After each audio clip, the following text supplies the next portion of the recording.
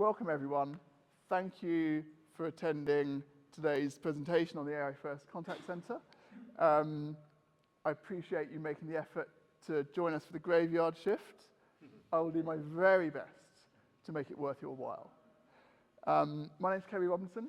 I'm VP of Conversational AI at Waterfield Tech. Sometimes I'm VP of Applied AI. Sometimes I'm VP of AI. It keeps changing, just as AI keeps changing. This is a really, really important moment in contact center and in customer services. I truly believe that Gen AI is going to massively change the way we deliver customer services, the way customers interact with our businesses, and the kind of experiences we create for them. And I'm 10 times more convinced of many of the things I'm going to share with you today as a result of the OpenAI announcements on Monday. And if you didn't see those announcements, take 20 minutes, go to openai.com and check it out. But I'll introduce some of it today because it's very, very, very important. So much so that I had to go through and update this deck. But first, before we can understand the impact of AI on the contact center, I think we should go back and reconsider the purpose of a contact center. Contact is a bug, not a feature. Your customers don't call or chat because they want to.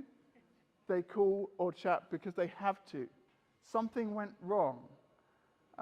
And so you should consider every contact a bug report. You should be looking into what caused it. How can we fix it? And Bill Price, Amazon's first SVP of customer experience, put it, I think, brilliantly in his book, The Best Service is No Service. He says you should consider every single contact from the perspective of the business and the customer and consider whether it's valuable or irritating. And if it's irritating, we should simplify, eliminate, or automate it. But the problem is that not every bug can be solved. There's no such thing as a bug-free business. Some issues are technically challenging to solve or just not economically viable to solve. And as a result, that's why we have contact centers full of smart, resourceful, helpful human beings that will work around those bugs and solve issues for your customers.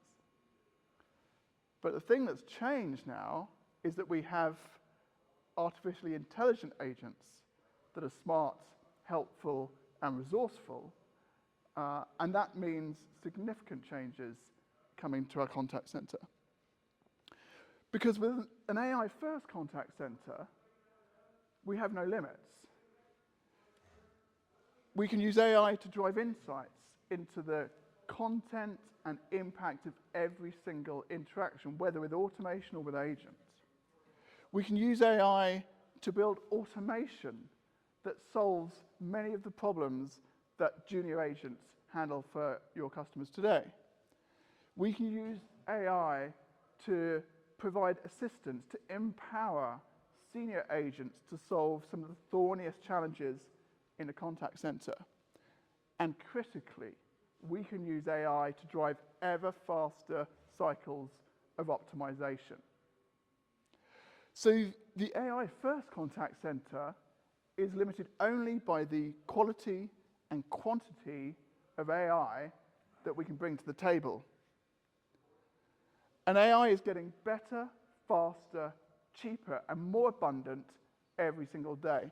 This chart shows an almost 90% cost decline on an annualized basis for GPT-3, and then the same for GPT-4. And Monday's announcement, GPT-4o is now better, half the price, and twice the speed. So this 90% annualized cost decline just got reconfirmed. Now let me tell you a little story about where all this began for me. This is my ZX Spectrum 48K.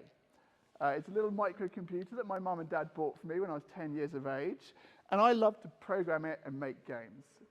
But one day, mum and dad bought me this little box that could go in the back of it, and it could make speech sounds. My little computer with those rubber keys could speak. And I managed to find an audio recording of the actual speech it produced. This is absolutely incredible. Just have a listen to this. Everyone.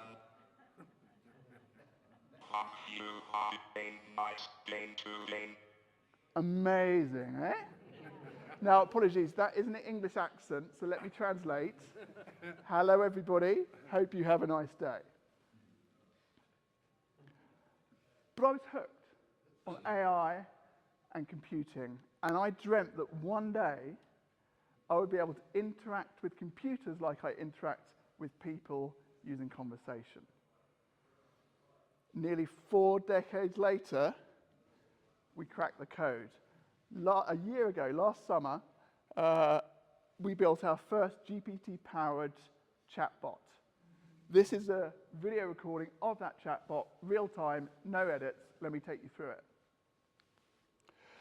The use case is retail. We do a lot of retail. And the customer is expecting an order to be delivered today, but they're not going to be in. But they don't say they're not going to be in. They say, I'm going to the vets. And there's no way the previous generation of AI could handle this.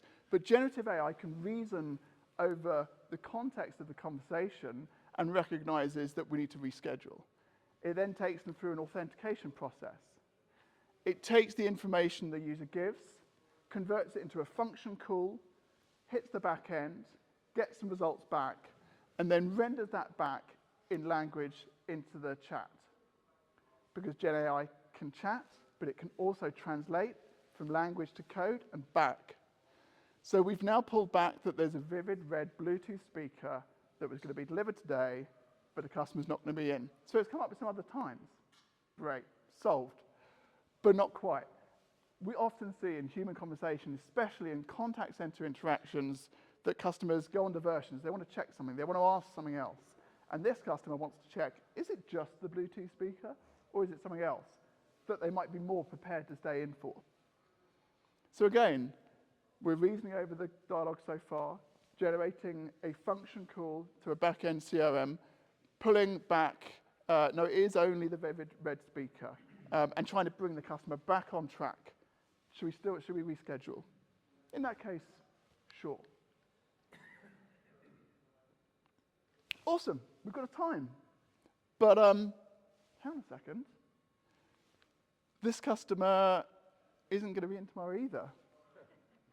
He's visiting his dad's. Again, there's no intent sort of based AI system that's going to be able to map from I'm visiting the vets or I'm visiting my dad to I need to reschedule. But Gen AI can. And this is how people speak. So we brought back some other options. And now, just for fun, I think it's a great example of how Gen AI can create a really customer-centric interaction. This user is saying, hang on a second, look, you work around me. I work in a local school. These are my... Diego! Sorry, it is Diego, isn't it? No? Oh, sorry. So Gen AI is better at recognizing people than I am. Yeah, look, I work 8 to 5, Tuesdays and Thursdays, work around me. Let's see how it does. Yeah, there we are. We found some times. I was blown away. Finally, I'd created the experience that nearly 4 decades ago I dreamt of creating. But I got into this. What really caught my attention was speech, was a voice interaction, and this was just chat. I was determined to make it work in voice. And earlier this year, we did. Working with a BPO that handles calls for a golf resort to book trips, we created a voice-based Gen AI-powered chatbot. This is a live recording and me interacting with it. Waterfield Golf Resort. How can I help? Oh, hi there. I wonder whether I could book a trip to the golf resort this weekend. For myself and my wife, it's our wedding anniversary. Lucky I remembered. Happy anniversary. How many rounds of golf are you both planning to play? Probably just one on Saturday, but what's the forecast looking like? Mild weather this weekend, perfect for golfing. Now, do you or your wife need to rent any golfing equipment? No, I'm good, but my wife will need to rent clubs, and she's left-handed. Can you accommodate her? We have left-handed clubs available for rent. That'll be $30 for the round. Would you like to book a romantic dinner setting for the two of you after your game? Oh, that's a great idea. Yeah, can you tell me more? I wouldn't have thought of that. Our romantic dinner setting includes a private table with scenic course views and a set 3-course meal for $100 per couple. Would you like to book that as well? Oh yeah, that sounds like a great deal, thank you. $100. My steak last night was more than that. You're welcome. So, to summarize, I have you down for a Saturday tea time, 1 round of golf, left-handed club rental for your wife, and a romantic dinner setting. The total comes out to $60. For the golf, $30. For the club rental, and $100. For dinner, for a total of $190. Can I get your first and last name and telephone number to finalize the booking? At that Yeah, price, it's definitely. Kerry Robinson, and my phone number is 876-123-4792. Thank you, Kerry. I've got everything finalized. Is there anything else I can help you with, or do you have any questions before I let you go? Yeah, it's been a while since I've been there. Can you just remind me where you're located? We're located at Junction 12 on the Coastal Highway near Lakeview. You can't miss us. Awesome. Thank you so much for your help. I'll see you Saturday.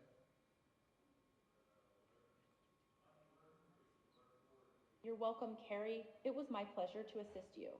We're looking forward to seeing you and your wife on Saturday. Have a wonderful anniversary celebration. We will. Thank you. Bye-bye. You're welcome, Kerry. Have a great day, and we'll see you Saturday. Goodbye. Cool, eh? This is not just better IVR. This is something completely different. This is cheaper, better, faster, more scalable, more consistent junior agents. But OpenAI just upped the ante again. The way this works is we have a streaming speech-to-text recognizer that's really fast. We then take that text and put it into a Gen AI model, and we put all the tricks in the book to make that as fast as possible. And then it produces text output, which goes into a speech synthesizer, streaming speech synthesizer, and that's what you hear. And the latency there, it's a little bit slow. I mean, I've been on Zoom calls where we've had more lag than that, so it's workable.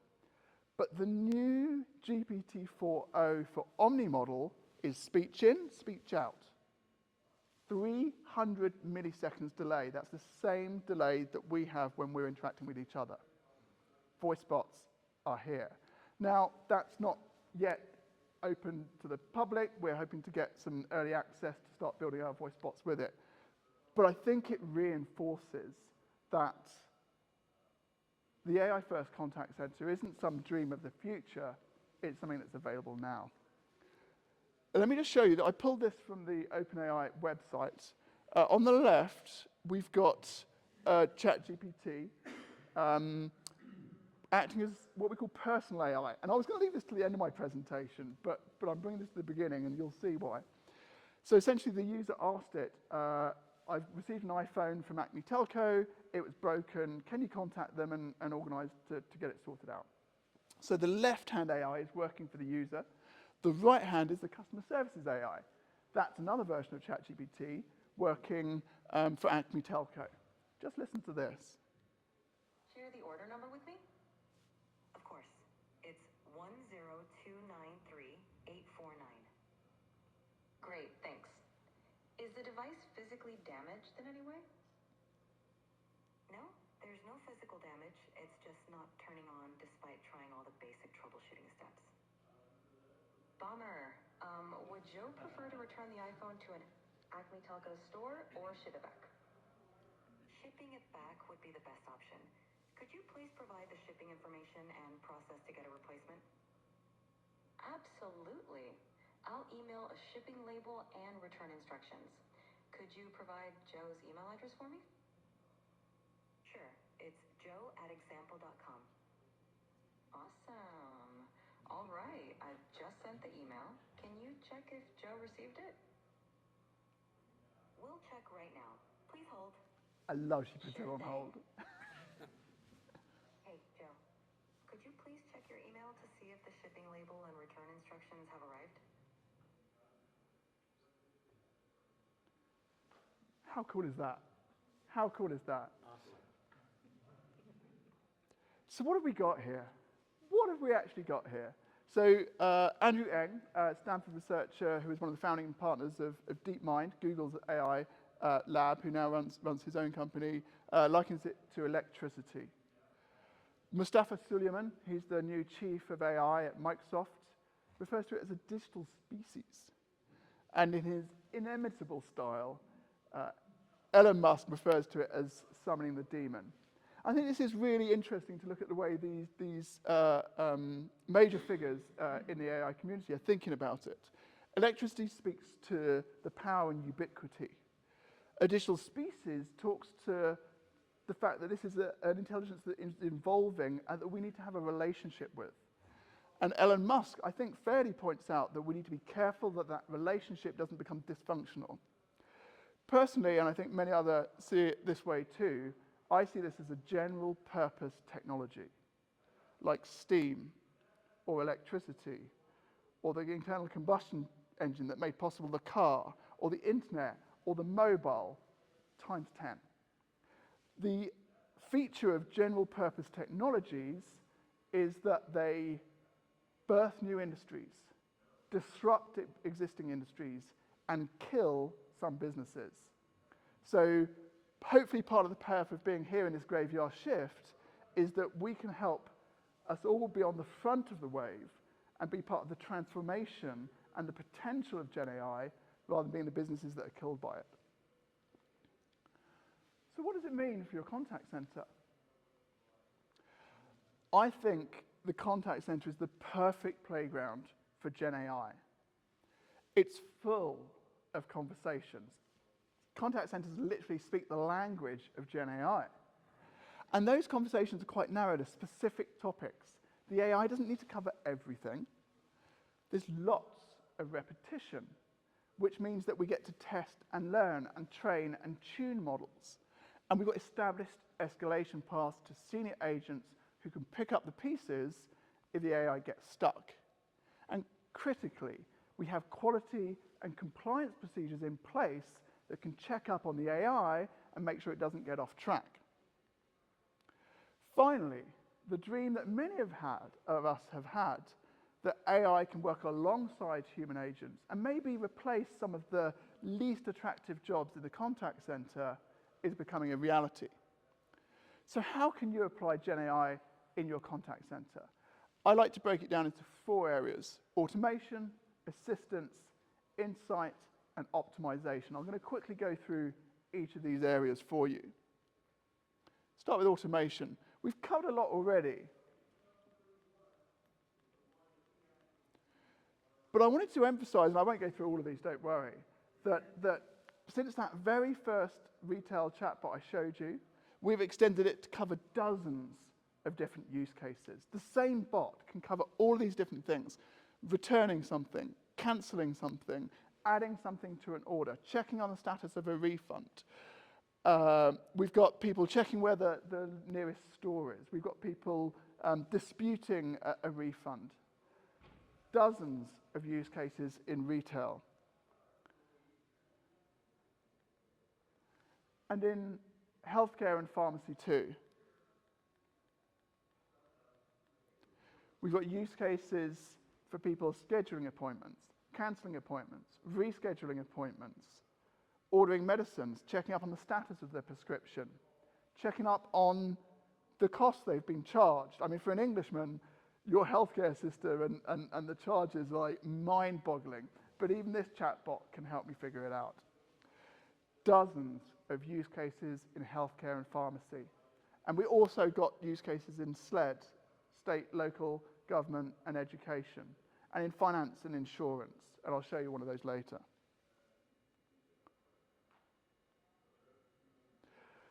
I showed you an example of the golfing interaction, but I want to share one more with you. I think this is a really interesting use case for businesses to start with when you're calling out to a customer to get them to pay a bill or agree some kind of payment plan. And this is a really good use case for Gen AI because you need to be persuasive. You need to negotiate with the customer. Hold the line when they're getting at the edge of what's acceptable. So have a listen to this. This hasn't been tuned quite to the extent of the first one, so there's a little bit more of a delay on some of the interactions, but I think you'll get the idea. Kerry, I'm calling from Waterfield Water. Unfortunately, it looks like you have an overdue bill. If we don't make some sort of an arrangement today, that might impact your service. Can we talk about it? Oh, wow, sorry, I had no idea. How much do I owe? Thanks. You have an outstanding balance of $700. Can you pay that in full today? By the way, we can take bank payments or any credit card. $700? You sure? Can't be right. Can't be right. Yes, that's correct, $700. Can you pay that in full today? No, I'm sorry, there's no way I can pay all of that today. I understand. Can you pay anything at all today?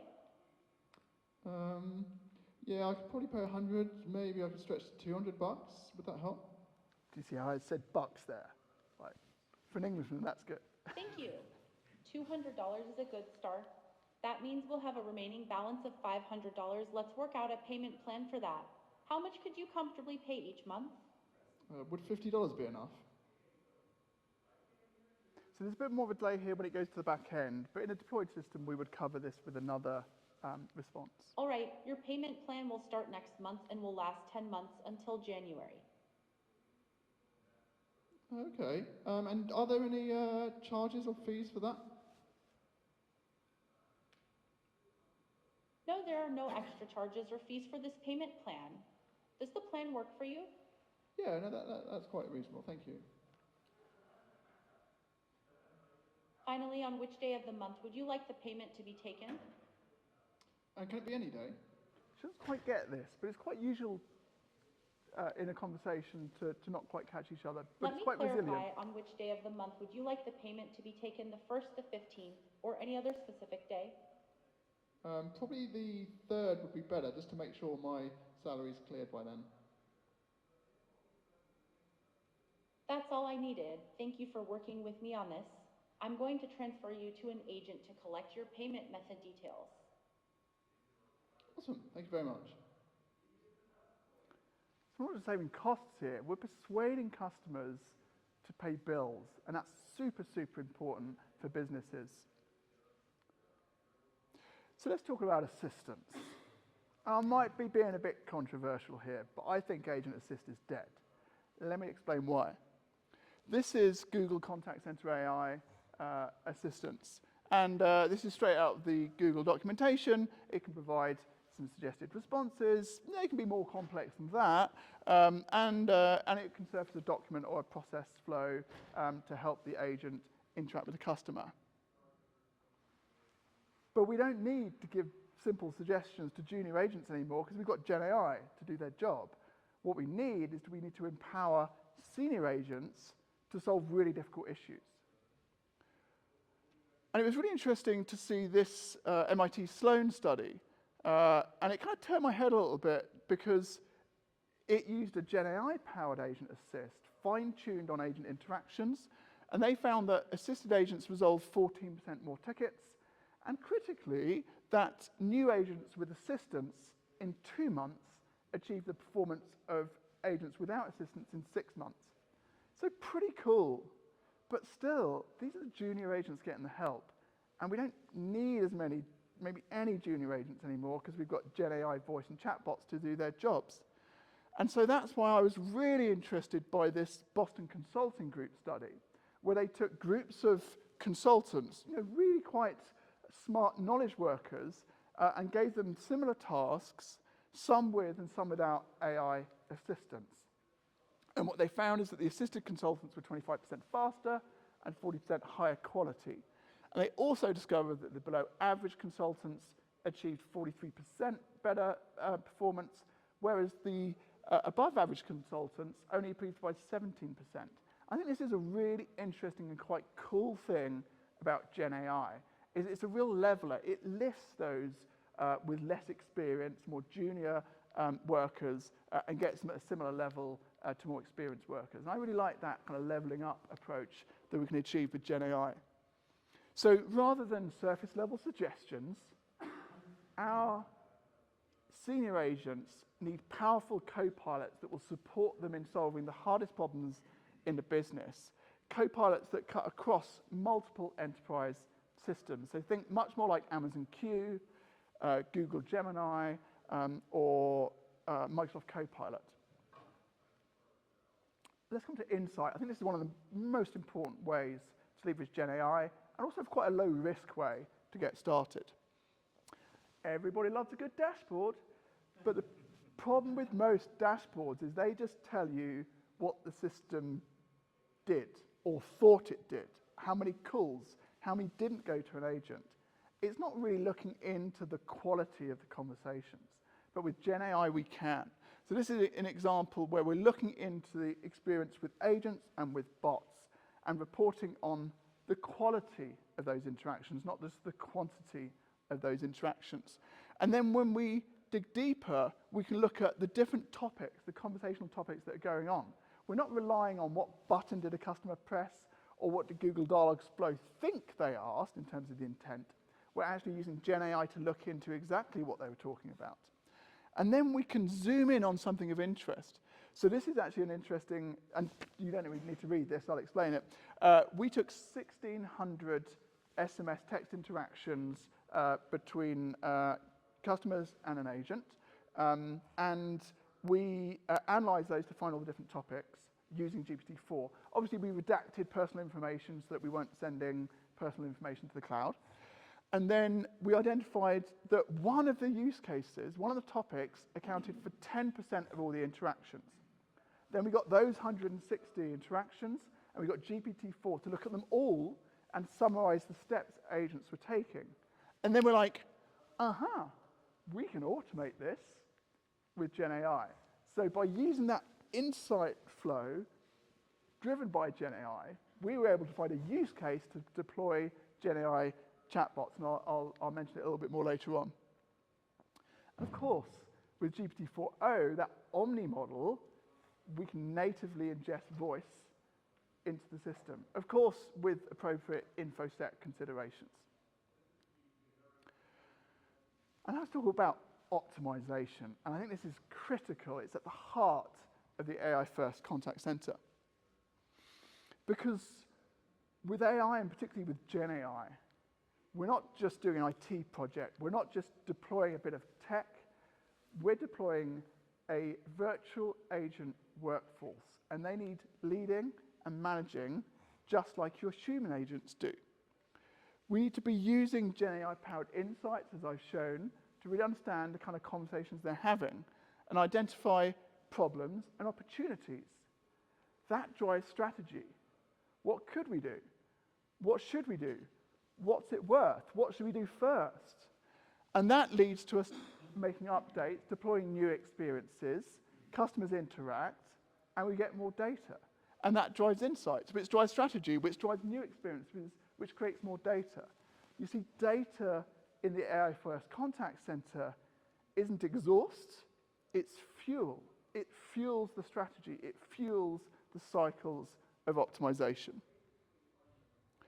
And I think this is going to lead to quite a significant shift in the way that we staff and power our contact centers. This is a simplification of most modern contact centers. We've got a large pool of junior agents that are typically part-time workers. It's a job that they do between jobs or before they go off traveling or to college, or because they have to. It's not a fun job. And there's huge amounts of churn. On average, one report I read showed 27% annual churn in North America, but we work with several businesses in excess of 60% churn annually. But when we go up to the next level, to the senior agents, there's a much more interesting job, dealing with much more complex issues, and the churn is much lower, less than 11%. These are quality jobs. And at the top, we've got human-first leaders, leaders like you, who know how to harness humans and technology to solve those thorny bugs that there's no other way of solving within the business. But with the AI-first contact center, I think we get to a place where Gen AI voice bots and chatbots are at the front line, dealing with practically all of the contact. There's still some churn, because, as we saw on Monday, the AI models change and they get better. Your business's process change, and we need to adapt. So there will be some churn, but it's good churn. And the cost will be significantly less than half the cost of the human agents in your contact center. Better, cheaper, more scalable, more consistent Gen AI, chatbots, and voice bots. And supporting those will be the senior agents. We need smart, helpful, resourceful senior agents to pick up the pieces when the AI gets stuck. And there'll be a new role in the contact center of AI coach, watching where the AI gets off track and coaching it to get it back on track. And then at the top of that pyramid, we need AI-first leaders. Leaders that combine a sensitivity for humans and what they're capable of, but also a sensitivity for AI and what it's capable of. So what does this mean for your business? This case study from Klarna went kind of viral in certain circles, and for good reason. They deployed a Gen AI-powered chatbot that's handled 2.3 million chats, 2/3 of their contact volume, equivalent to 700 agents. This wasn't a small deployment. It's expected to save $40 million, and critically, the customer satisfaction scores of customers interacting with the chatbot versus agents were identical. Even better, repeat inquiries were down 25%. And remember, customers don't call or chat because they want to, they do it because they have to. A huge win for the business and for their customer base. Deployed in 23 markets, in 35 or more languages. Now, Klarna is a very tech-forward company. They've got Sam Altman, the CEO of OpenAI, on speed dial. But I'm hoping this shows that the AI-first contact center, again, it's not just a dream, it's not just a distant possibility, it's today's reality. And I think also, remember, this is a financial services company, a highly regulated industry, dealing with sometimes quite vulnerable customers, and they nailed it. Gen AI is ready for prime time now. And by the way, that 35 languages isn't as surprising as it seems. One of the totally amazing and really cool things that we discovered when we created that first chatbot was that when we interacted with it in French, or Italian, or Spanish, or even Chinese, it could interact with us. And we hadn't trained it in that. We built it and trained it and gave it the instructions in English, but it was able to interact in multiple languages. And now with GPT-4o, they've actually significantly upgraded the multilingual capability. But it's not all sunshine and roses. There have been some pretty public blunders. DPD, a European and UK delivery company, had a disgruntled customer who hadn't received their package, who decided to try and lead their chatbot astray. And it began swearing and complaining about what a terrible company DPD was. And it, of course, went viral on Twitter and Facebook. That was a customer intentionally leading a bot astray. But Air Canada had a bot that was interacting with, unfortunately, a bereaved customer and it made up a bereavement refund policy. And then Air Canada took that poor lady to court trying to claim that the chatbot didn't represent them. And correctly, in my view, the judge sided with the claimant and has set a precedent that you are responsible for what your chatbots and voice bots say on your behalf. Of course, they're like junior agents. But the thing is, people, hear what we have to say about this, they hear our demos and they're like, great, what platform shall I buy? And it's the wrong question, because Gen AI is not a product. Again, I'm not going to read all through this, but just to give you a flavor, these are the kind of things you need to do to go from prototype to production. In terms of experience, you've got to come up with a persona. What's the system going to sound and be like? An interaction design. How are you going to structure the task and help it interact with customers? You've got to pick the right AI model. You've got to engineer the prompts. That's the things you put into the model to make sure you get the right outputs. You would provide knowledge to the chatbot to answer questions and make sure that knowledge is consistent.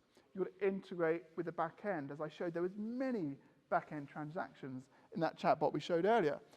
And that's not to mention the methodology, which is evolving all the time. The systems we've shown you have dynamic prompts. We construct the inputs to the AI at runtime to get the very best out of it. You might have heard of RAG, Retrieval Augmented Generation, which pulls information from your website, your knowledge base, and other documents so the chatbot or voice bot can respond.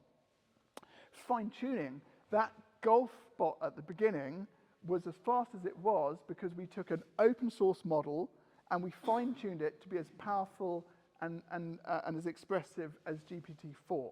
So a great way to get the same level of performance as GPT-4, but in a narrow use case that's much faster and cheaper. And then you've got to do corpus generation. To do the fine-tuning, you've got to have lots of examples. So we get one chatbot talking to another chatbot and generating thousands of conversations which we can fine-tune with. You've got to evaluate using humans, but because these bots are not scripted, you need to do automated evaluation to explore thousands of possibilities to make sure it's working well.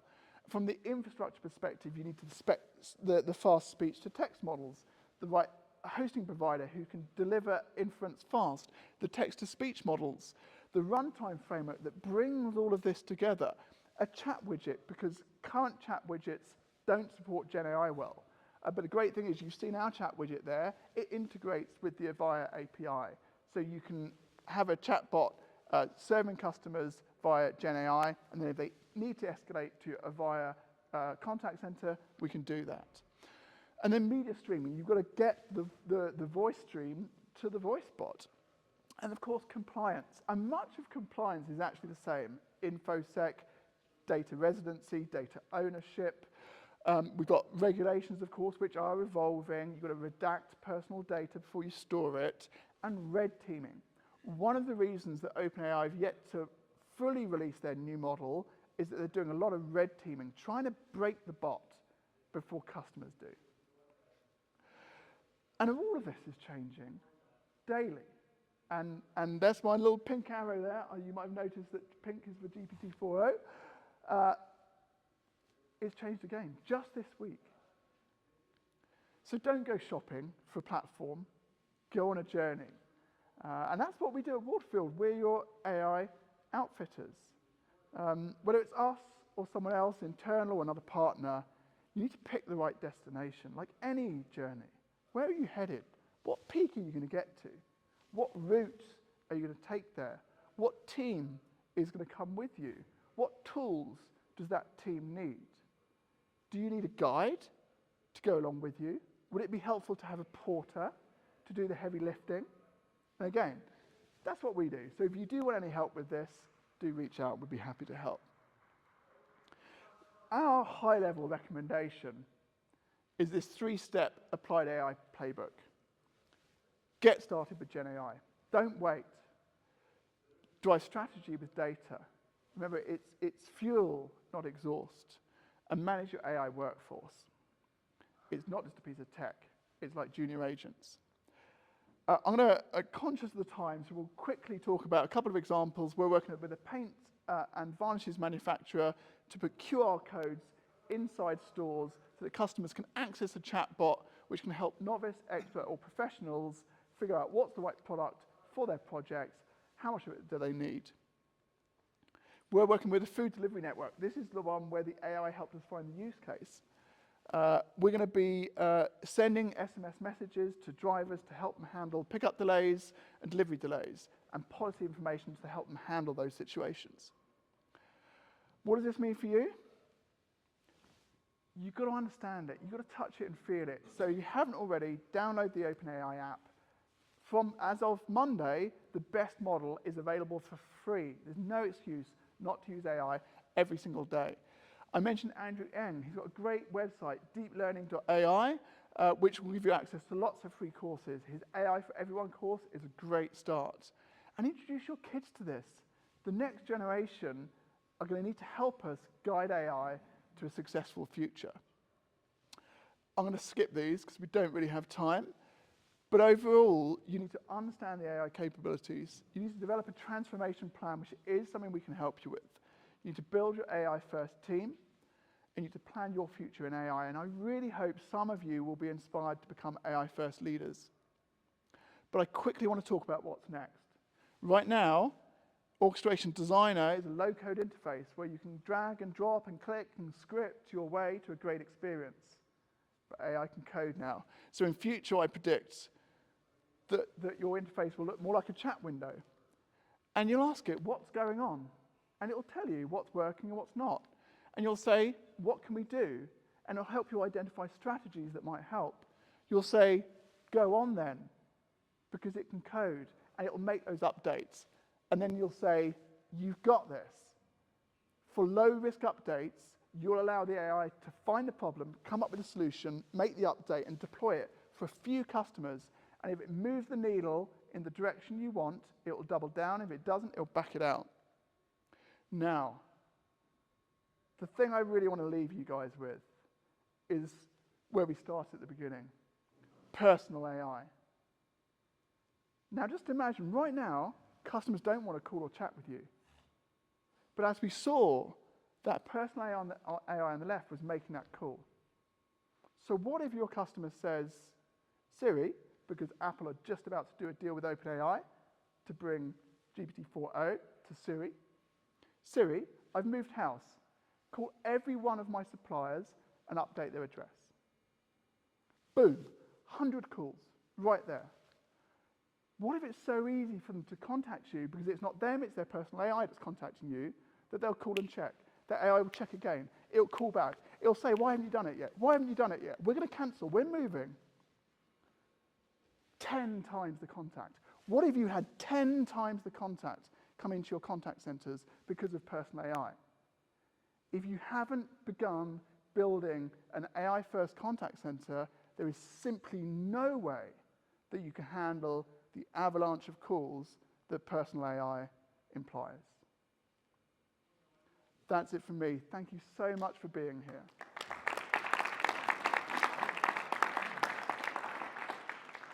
If you want to learn, take a QR swipe of that code. I do a weekly email and YouTube video and LinkedIn video where I share all these kind of insights. I would love you to become part of that audience. Join one of our monthly Build a Bot workshops. Come for 60 minutes and we'll help you build your own bot and share it with your team. And if you're ready to plan, I really hope you are, come and talk to us. We'd be delighted to help you. And we do run a complimentary 90-minute workshop just for you guys, just for your team, to help you explore what the right way is to get started. And if you're ready to act, ask us about our Gen AI Accelerator program, which can take you from wondering what you could do to seeing and touching and feeling and testing chatbots and voice bots, like I've shown today, with your end customers prior to deployment. So you can really explore what's possible before you commit to production. Obviously no time for questions, except I am going to be around having a drink with you guys, and I'd be delighted to answer any questions.